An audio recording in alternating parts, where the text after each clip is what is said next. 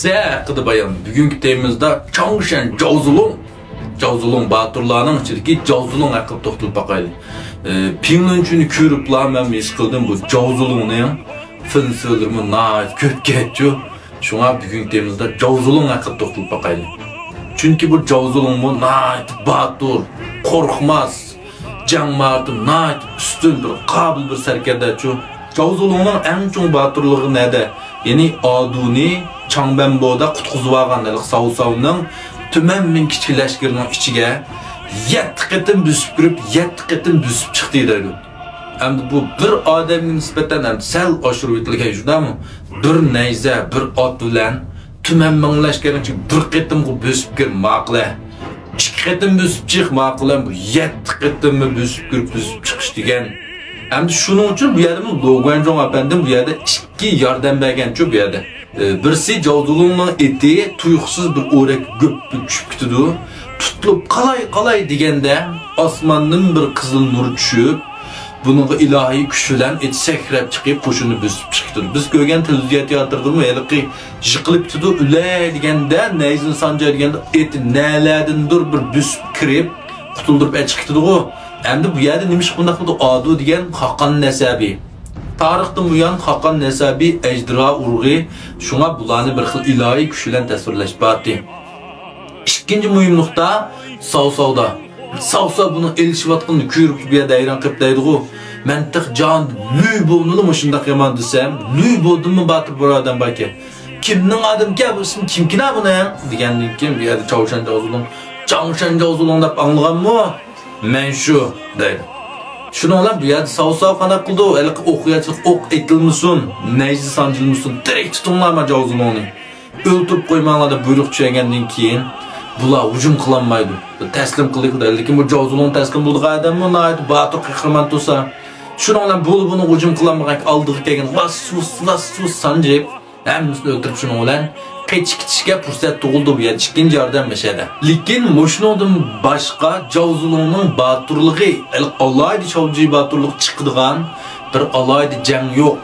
Maxsus Zhaozulong chiqadigan. Masalan, yoki bu Zhaozulongmi boshqa batur sarkarda, baturlar bilan yakmiyak elishib baqqan ahvol yo'q.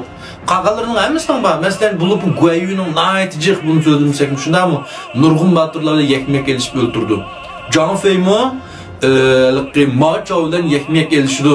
Qeyri Huangzhong chig'ida Guayu bilan necha marta yakmiyak elishdi. Lekin Zhaozulongning bunda xeyri yo'q. Faqat mushu bir jang bilan Zhaozulongning nomi ko'kka ko'tarilib ketgan. Eng qozongan nomi chiqib ketgan jang shu. Shunga nurg'un ko'rmanlar bu Zhaozulongga sal bir adolatsizlik va buningda Liu Bei anda qilib qo'ydi, manda qilib qo'ydi. Haqiqatan Liu Bei bu Zhaozulongni ancha yoqtirib ketmaydi uchun gerçi üzünün keliki 5 yol basan onun qatarında işletken bilen qağalardaki bək yeniq tatıp ketmeydi. Sen kulunun keyin iştirip koydu gayri var. Bunun mu bir sebebi var? Muşunda qığınığa misal mesela birinci muş Aduni bayağı canlı qutuldurup ekeldi. Min ölüp bir tirilip aran eklip Liu Bei'nin quluğu bədi. Bəgenti Liu Bei epli qandak qıldı bana çürüp etivatdi. Bu yer neymiş yüzü bir batıdı o? Bu adı degan Liu Bei'nin birden bir taxt varisi, başqa balsım yo'q adudan başqa.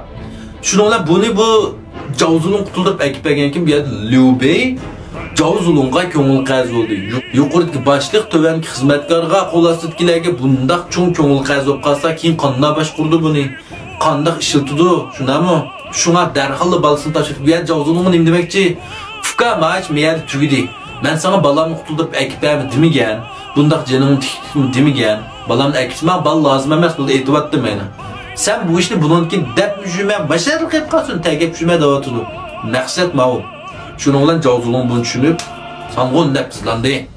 Endi bu yerda Liu Bei nima ish qilishil bu Zhaozulongni ancha bek yoqtirib ketmaydi, garchi ishlasin deganda, chunki bu Zhaozulong yeni bir odamga bek o'xshaydi uchun buning martini yuqori jang mart intan üstün onun shunday yuqori.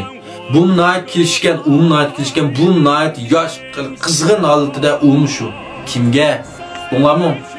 Lübovga.